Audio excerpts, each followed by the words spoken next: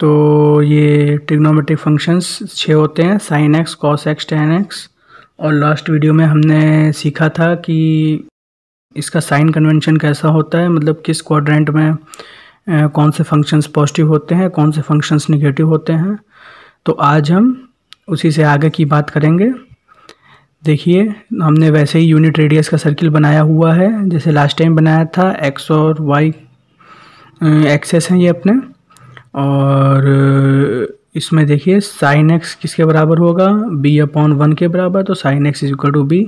Cos x a/1 के बराबर होगा, तो cos x is equal to a। Similarly tan x is equal to b/a के बराबर हो जाएगा। इस सर्किल पे हमने कोई भी पॉइंट माना हुआ है p, उसके कोऑर्डिनेट्स a, b माने हुए हैं, तो इसलिए ये ऐसा होगा। साइन एक्स, कॉस एक्स और टेन एक्स की वैल्यू जो हमने अभी डिस्कस करी। अब ये देखिए डियर स्टूडेंट्स, ये जो वैल्यूज़ दे रखी हैं यहाँ पे, यहाँ तक π/2 तक आपने हाई स्कूल में भी पढ़ी थी, पहले भी पढ़ी थी। तो अभी आप क्लास 11th में इसके आगे की थोड़ी सी चीज़ें जानोगे। तो ये देखिए, अब साइन एक्स की क्या होता है, यहाँ हम देख रहे हैं साइन एक्स के बारे में। चलिए बात करते हैं। Sine x is equal to b है। 0 में साइन एक्स की वैल्यू 0 होती है, π/6 में 1/2, π/4 में 1/√2, π/3 डेट इज 60 डिग्री में √3/2, और π/2 पहुँचती है जब 90 डिग्री पहुँचती है तो साइन एक्स की वैल्यू 1 पहुँच जाती है। ये आपको पहले पता है। इसके बाद क्या होता है, इसके बाद देखिए, जब यहाँ से थोड़ा सा आगे बढ़ता है, पी पॉइंट अगर यहाँ से थोड़ा सा आगे बढ़ेगा तो यहाँ पे क्या होगा, sine x is equal to b. Okay, और यहाँ पे सेकंड क्वाड्रेंट में बी पॉजिटिव है, साइन एक्स पॉजिटिव है। हम पहले भी डिस्कस कर चुके हैं कि सेकंड क्वाड्रेंट में साइन एक्स और कॉस एक्स पॉजिटिव होते हैं। तो इसकी वैल्यू फिर 1 से थोड़ा धीरे धीरे थोड़ा कम होनी शुरू होगी। ओके, और इससे आप ये इस डायग्राम से आप ये भी अंदाज़ा लगा सकते हैं कि जैसे जो भी वैल्यू साइन एक्स की होती है यहाँ पे 0 + x डिग्री एंगल पे जो वैल्यू होगी साइन एक्स की, सेम वैल्यू होगी आपकी 180 - x एंगल में। सो ये ट्रिग्नोमेट्रिक फंक्शंस की प्रॉपर्टीज़ हम आगे डिस्कस करेंगे कि sine π - x is equal to sine x. तब तक के लिए चलिए हम लोग यही देखते हैं कि कैसे इनकी वैल्यूज़ चेंज होंगी। साइन एक्स की वैल्यू धीरे धीरे कम होगी और यहाँ पे पाई पहुँचते पहुँचते साइन की वैल्यू 0 हो जाएगी। इसके बाद फिर यहाँ पे देखिए, जब इस क्वाड्रेंट में आ गया, थर्ड क्वाड्रेंट में साइन एक्स निगेटिव है, हमने पहले डिस्कस किया था। तो यहाँ पे साइन की वैल्यू 0 आ गई है, तो फिर यहाँ से धीरे धीरे बढ़ना शुरू होगी और यहाँ 3π/2 में साइन एक्स की वैल्यू -1 हो जाएगी। और सिमिलरली यहाँ पे साइन एक्स की वैल्यू वापस देखिए, अब sine x is equal to b है, तो अब बी की वैल्यू का क्या होगा, यहाँ पे यहाँ 3π/2 में बी की वैल्यू -1 आ चुकी है। ये देखिए -1 आ चुकी है, -1 यहाँ पे दिखाई दे रही है हमको कि बी की वैल्यू यहाँ पे -1 है। तो अब यहाँ पे आते आते धीरे धीरे फिर साइन की वैल्यू बढ़ना शुरू होगी 0 की तरफ, और यहाँ 2π में वापस साइन एक्स की वैल्यू 0 आ जाएगी। ओके, चलिए अब कॉस एक्स की बात करते हैं। Cos x is equal to a। Cos 0 की वैल्यू 1 है, ये देखिए यहाँ पे ये 1 दिखाई दे रही है वैल्यू। कॉस 0 की वैल्यू 1 है। 1 के बाद ये हमको मालूम है किस तरह से चेंज होती है, √3/2, 1/√2, 1/2 और π/2 पहुँच के 0 हो जाती है। Cos x is equal to a है, ये देखिए a यहाँ पे 0 है। इसके बाद क्या होता है कॉस एक्स की वैल्यू का, जैसे ये एंगल 90 डिग्री से थोड़ा सा बढ़ता है, कॉस एक्स की वैल्यू बढ़ती है नेगेटिव में, मतलब माइनस होने लगती है, क्योंकि सेकंड क्वाड्रेंट में कॉस पॉजिटिव होता है। हमने लास्ट वीडियो में देखा था, ये चीज़ डिस्कस करी थी। ये नेगेटिव में गई धीरे धीरे जाते जाते, फिर यहाँ पे 180 डिग्री आया, cos x is equal to a है और यहाँ पे a -1 है। तो यहाँ पे 180 डिग्री में that is cos π is equal to -1। Okay, उसके बाद फिर से ये वैल्यू -1 आ गई, ये सबसे लोवेस्ट वैल्यू है कॉस की। फिर ये वैल्यू बढ़ेगी 0 की तरफ। जब यहाँ पे एंगल 3π/2 आया तो cos x equal to a की वैल्यू 0, ये देखिए 0 आ गई। इसके बाद फिर ये बढ़ी और ये देखिए यहाँ पे बढ़ते बढ़ते जब 2π एंगल आया तो 2π is same as 0। So cos x equal to a की वैल्यू 1, कॉस 2π की वैल्यू 1। तो देखिए कि सारे फंक्शंस की वैल्यू जो 0 में है 2π में है, जो 0 में है 2π में है।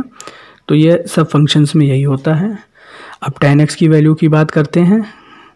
कि कहाँ से कहाँ पे कम होती, कैसे इंक्रीज़ और डिक्रीज़ होती है। ये देखिए tan 0 की वैल्यू 0 है, हमें मालूम है।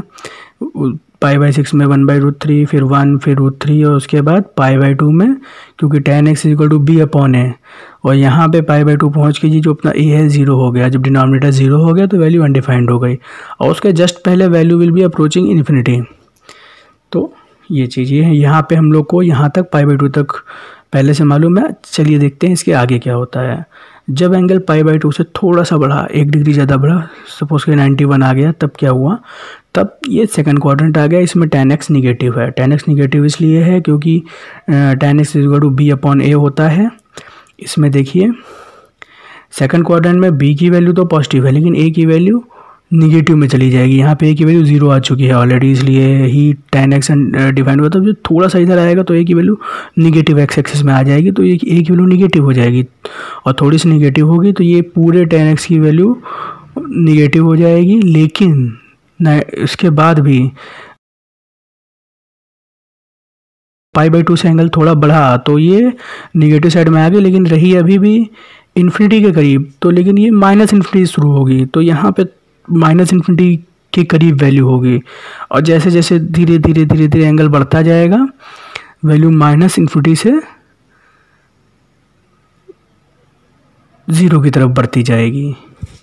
ओके, तो जैसे यहाँ पे आएगा, यहाँ पे 135 डिग्री एंगल में इसकी वैल्यू होगी -1, क्योंकि वो माइनस इन्फिनिटी से 0 की तरफ बढ़ रही है, तो यहाँ पे वैल्यू होगी -1। जैसे यहाँ पे 0 से इन्फिनिटी की बढ़ रही थी, इन्फिनिटी की तरफ वैल्यू बढ़ रही थी, तो π/4 एंगल में इसकी वैल्यू थी +1। सिमिलरली यहाँ पर 135 डिग्री एंगल में यहाँ पे इसकी वैल्यू होगी -1, और जैसे यहाँ पे 180 डिग्री पहुँची, अगेन tan x = b/a, और b की वैल्यू 0 है, इसकी वैल्यू -1 है, तो tan x हो गया अपना 0। फिर पाई पहुँच के 0 हो गया। इसके बाद फिर ये पाई से बढ़ी, जब पाई से एंगल थोड़ा सा बढ़ा तो यहाँ पे थर्ड क्वाड्रेंट में चूंकि b भी निगेटिव हो गया, a भी निगेटिव हो गया, तो tan x की वैल्यू वापस पॉजिटिव हो जाती है। tan x cos x दोनों पॉजिटिव हो जाते हैं थर्ड क्वाड्रेंट में। तो 0 से जैसे ही थोड़ा बढ़ा तो फिर ये बढ़ने लग गई इसकी वैल्यू प्लस डायरेक्शन में, 0 से पॉजिटिव की तरफ बढ़ने लग गई। और जब यहाँ पे ये वाला एंगल आया अपना, that is 180 + 45 degrees 225 degrees angle, तो यहाँ पे इसकी वैल्यू हो गई फिर से 1। और जब यहाँ पे पहुँचा 270 डिग्रीज तो फिर से हो गई b/a, मतलब डिवीजन बाय 0, a 0 हो गया है और b आपका -1 है। लेकिन जस्ट इससे जस्ट पहले होगा तो a निगेटिव होगा, 0 अप्रोच कर रही होगी वैल्यू, इसको हम लोग बोलते हैं कि वैल्यू इज़ अप्रोचिंग।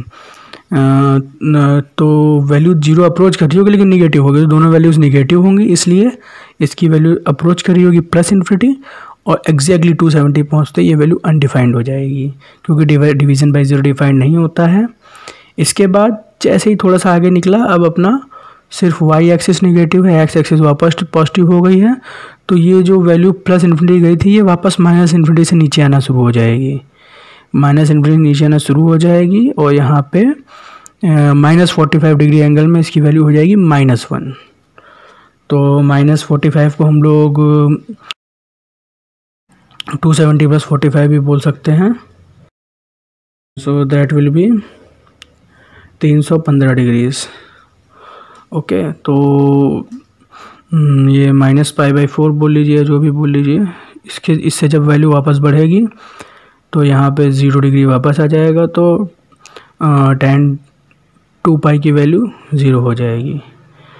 और ये देखिए जो कहाँ से कहाँ बढ़ती है, कहाँ घटती है, सब इस वाले नीचे वाले चार्ट में भी दे रखा है, मैंने आपको बता दिया है। साइन, कॉस और tan का बता दिया है, और कॉट और सेक और कॉस एक्स का, चूँकि ये 1/tan x, ये sec x = 1/cos x, cos x = 1/sin x, तो इसका इनसे ही पता चल जाता है।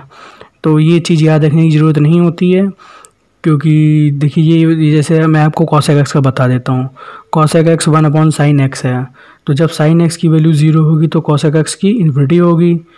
ओके, और जब साइन एक्स की वैल्यू 1 होगी तो 1/1 कॉस एक्स की वैल्यू 1 होगी। ओके, तो ये जिस समय ये इंक्रीज़ हो रही होगी 0 से 1, उस समय डिक्रीज़ हो रही होगी। देखिए 1 फंक्शन का मतलब है जहाँ पे डिक्रीजेज है वहाँ पे इंक्रीजेज आ जाएगा, जहाँ पे डिक्रीजेज है वहाँ पे इंक्रीजेज आ जाएगा, और जहाँ पे इंक्रीजेज है वहाँ पे डिक्रीजेज आ जाएगा। ओके, अब कहाँ से कहाँ तक डिक्रीज़ होती है वो भी देख लीजिए। 1/1 मतलब 1 और 1/0 मतलब इन्फिनिटी। तो ये है, इस तरह से सेम आपका sec x में हो जाएगा और सेम cot x में हो जाएगा। आपको tan x का पता है, तो cot x जब यहाँ पे tan x इंक्रीजिंग है उस समय cot x डिक्रीजिंग होगा, tan x 0 है उस समय cos x इन्फिनिटी होगा, tan x इन्फिनिटी उस समय cot x 0 होगा। तो ये जो फंक्शंस cot sec और cos x होते हैं अपने रिस्पेक्टिव tan cos और sin x के जस्ट अपोजिट होते हैं, इसलिए इनको डिस्कस करने की ज़रूरत नहीं है। देखिए डियर स्टूडेंट्स, जो मैंने अभी तक आपको बताया इस वीडियो में वही आपके सामने टेबल है, इसमें वही समराइज़ करके दे रखा है। सारे मेजर एंगल्स पे सारे ट्रिग्नोमेट्रिक फंक्शंस की वैल्यूज़ दे रखी हैं। आपको चाहिए तो आप इस स्क्रीन का स्क्रीनशॉट ले सकते हैं, नहीं तो आप धीरे धीरे खुद ही सीख जाएंगे कि ये किस तरह से वैल्यूज़ हर एंगल पे निकाली जाती हैं। और नेक्स्ट वीडियो में हम लोग ट्रिग्नोमेट्रिक फंक्शंस के ग्राफ की बात करेंगे, तो ग्राफ देख के तो आपको 100% समझ में आ जाएगा कि किस तरह से वैल्यूज़ किसी भी एंगल पे फाइंड करी जा सकती हैं किसी भी ट्रिग्नोमेट्रिक फंक्शन की।